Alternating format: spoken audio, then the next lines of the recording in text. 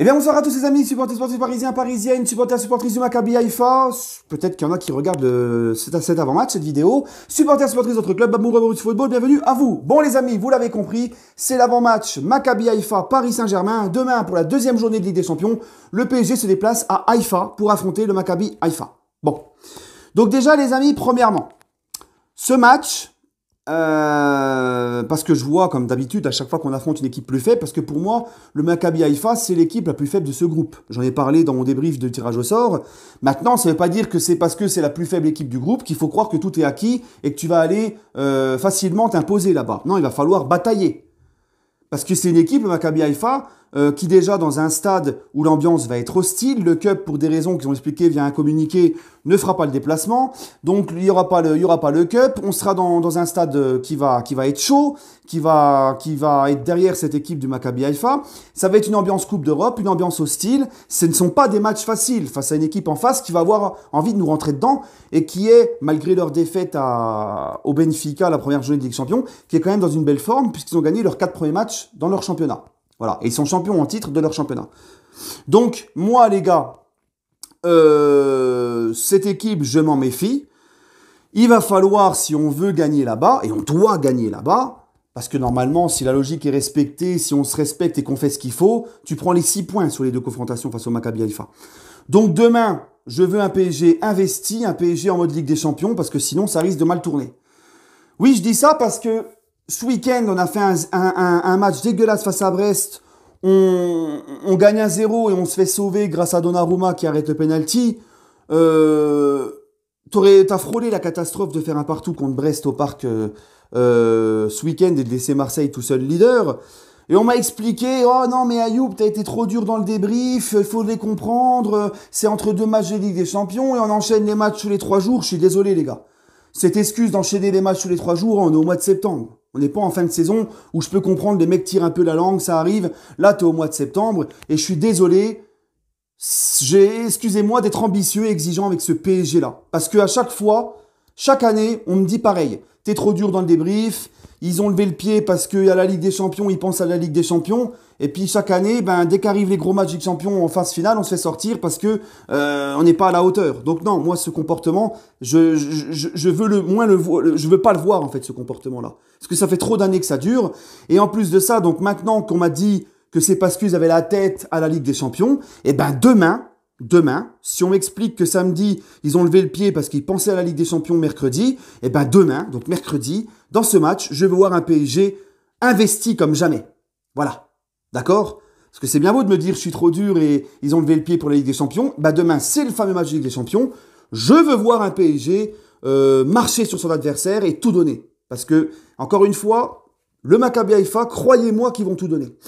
Bref, les amis, maintenant ce match, on va parler un peu d'histoire du PSG. Pourquoi je dis ça? C'est parce qu'en plus, ce PSG, on s'est déjà fait surprendre, nous, par le Maccabi Haïfa dans notre histoire.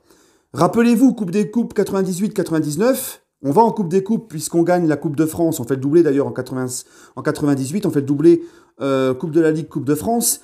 Nous allons en Coupe des Coupes, cette fameuse Coupe des Coupes qui est la Coupe du PSG, on va dire. Nous sommes le seul club français à l'avoir remporté en 96, en 94 on fait demi-finale, et en 97, donc l'année d'après, on fait finale. Donc c'est une compétition qu'on connaît très bien.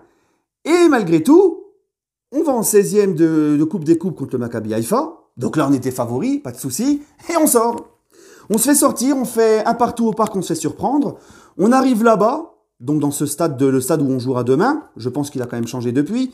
On va là-bas et on perd 3-2. On est mené 2-1. À la 80e, Okocha égalise. Et puis à la 90e, alors qu'à 2-2, t'es qualifié, Okocha égalise à la 80e, tu te dis c'est bon, ça va tenir, on va passer. Et à la 90e, Alain Goma qui met un but contre son camp et on sort. Voilà. Grosse désillusion face à une équipe où on était favori largement à l'époque. Donc, encore une fois, attention. Et vous voyez, c'est pas que depuis le Qatar où on se mange des désillusions quand même en Coupe d'Europe. Voilà, c'est comme ça. Donc, respectons cette équipe qui nous a déjà fait un sale tour il y a donc quelques années de ça. Et restons humbles, et j'espère que le PSG va nous faire un match de Ligue des Champions. Voilà. Maintenant, les gars, j'ai vu que du côté de nos absents, il y a Kimpembe qui n'est pas là. Il y a Renato Sanchez, on le savait. Kimpembe qui prend apparemment 6 semaines d'absence. Voilà. Donc on va peut-être commencer à regretter le fait de ne pas avoir pris de défenseur central en plus. C'est ce que j'avais dit dans mon débrief dans mon bilan du mercato, c'est le seul hic. Donc peut-être que Galtier, pour jouer qu'avec 2 défenseurs centraux et économiser le 3e, voire le 4e qui peut être Mukiele, peut-être qu'il va passer maintenant dans une défense à 4, on ne sait pas, je ne sais pas, on verra. En tout cas, donc Kimpembe qui n'est pas là pour 6 semaines apparemment, qui pourrait même manquer le Classico face à l'OM. Et donc Navas, qui n'est pas là, forfait, et qui a mal au dos. Donc j'aimerais rebondir sur ça. Parce que Navas, ça fait 2 fois cette saison qu'il est forfait pour des problèmes physiques, alors qu'il ne joue pas. Alors qu'il ne joue pas. Donc ça, c'est une réponse à tous ceux qui font que de chialer sur Navas, qui voulaient vendre Donnarumma pour garder Navas et en faire le numéro 1. On les aurait écoutés, le club aurait fait ça, demain et dimanche contre Lyon, tu te retrouvais avec Rico. Voilà. Donc on se rend compte que finalement, c'était pas si mal que le PSG aille chercher Donnarumma, jeune gardien, libre, mondialement connu, un crack, parce qu'on peut me dire ce qu'on veut, la boulette face au Real, son problème d'anticipation, son problème de jeu au pied, mais Donnarumma, c'est depuis l'âge de 17 ans, titulaire à Milan dans un club à pression, un club historique, avec une forte pression. C'est pas n'importe quel kéké qui peut être à 17 ans titulaire à l'AC Milan, qui va être le meilleur joueur de l'Euro, d'accord ? Il va être le meilleur joueur de l'Euro. Au moment où le PSG va le chercher, il vient d'être meilleur joueur de l'Euro. Donc, moi, je veux bien. Il a certes ses problèmes de jeu au pied. Il fait parfois peur. Oui, contre la Juve, il y a son problème d'anticipation. C'est aussi une de ses faiblesses. Mais derrière, il te fait quand même 3 arrêts décisifs, Donnarumma. Il te sauve les fesses à Turin malgré ça. Et ce week-end contre Brest, il te sauve les fesses au parc en te sauvant le penalty. Mais il y a des mecs, ils en ont fait leur bouc émissaire de Donnarumma. Ça veut dire qu'il y a des mecs qui te disent contre la Juve, ouais ok, il fait 3 arrêts décisifs, mais il fait sa boulette, ils retiennent que le négatif. Ou alors ils vont te dire, ouais ben contre Brest, il a arrêté le penalty, ouais ben c'est la moindre des choses, et puis c'est en championnat, c'est pas en Ligue des Champions, c'est en Ligue des Champions qu'on veut voir ça, c'est en Ligue des Champions qu'on veut voir qu'il est décisif, et c'est en championnat, et c'est la moindre des choses avec toutes les boulettes qu'il a fait. Voilà. Donc quoi qu'il fasse, même quand c'est positif, les mecs vont trouver le moyen de critiquer. Ils en ont fait un délit de sale gueule, ils en ont fait le nouveau bouc émissaire de Donnarumma. Et il y en a même qui sont là, et on me l'a dit, moi sur Snap, j'ai mis moi la capture d'écran, et je l'ai vu aussi sur Twitter, j'ai mis la capture d'écran en story, il y a même des mecs qui m'ont dit, j'espère que Navas va se blesser, que Donnarumma va se blesser pour qu'on puisse mettre Navas. Voilà jusqu'où ça va, votre délit de sale gueule envers Donnarumma. Et ça, c'est pas bien. Et maintenant, c'est le contraire ce qui se passe. C'est Navas qui est blessé, et Donnarumma qui sera là. Voilà. Donc vous allez un petit peu apprendre le respect, et à encourager les mecs. Parce que Donnarumma, mis à part sa boulette face à la Juve, depuis le début de la saison, il t'en fait des parades. Il est là, il les fait, ses matchs. Même à Nantes, même à Toulouse, il t'en a fait où il gagne des face-à-face, où il fait des arrêts. Tu vois? Donc encouragez-le un petit peu. Et donc ça répond à tous ceux qui voulaient et qui chialent sur Navas. Navas, il va avoir 36 ans. Il est plus fiable, c'est fini. Je vous l'ai déjà expliqué ça. Et vous, non mais Navas, ceci, Navas, cela. On le respecte Navas, merci pour tout. Mais il faut comprendre le club, il a 36 ans et regarde, il ne joue pas. Il est déjà blessé pour la 2e fois cette saison, on est qu'en septembre. Il n'est pas fiable. Et Donnarumma, oui, ok, il a ses défauts, mais il va progresser, il n'a que 22 ans, c'est un jeune gardien Donnarumma. Il a que 22 ans. À 22 ans, vous savez où est-ce qu'il était Navas? Il était encore au Costa Rica, personne ne le connaissait.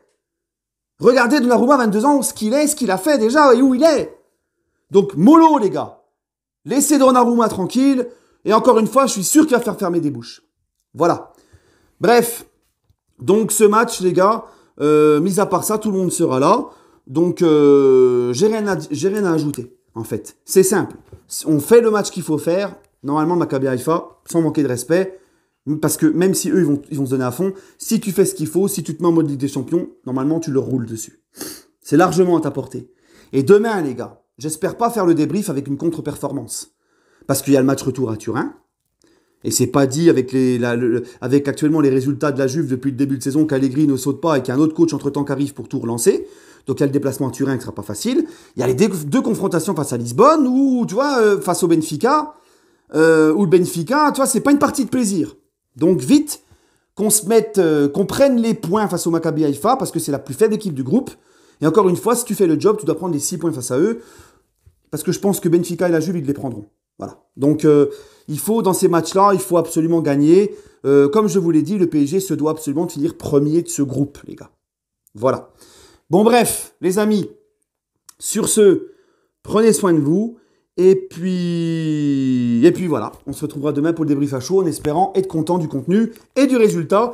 Pour ma part, je pense que les joueurs vont faire le job et je vois un PSG s'imposer au Maccabi Haïfa. Allez, soyons fous, un petit 3-0. Un petit 3-0 au Maccabi Haïfa. Voilà, en espérant un petit clean sheet. Prenez soin de vous. N'hésitez pas à me donner votre pronostic en commentaire. Prenez soin de vous et allez Paris.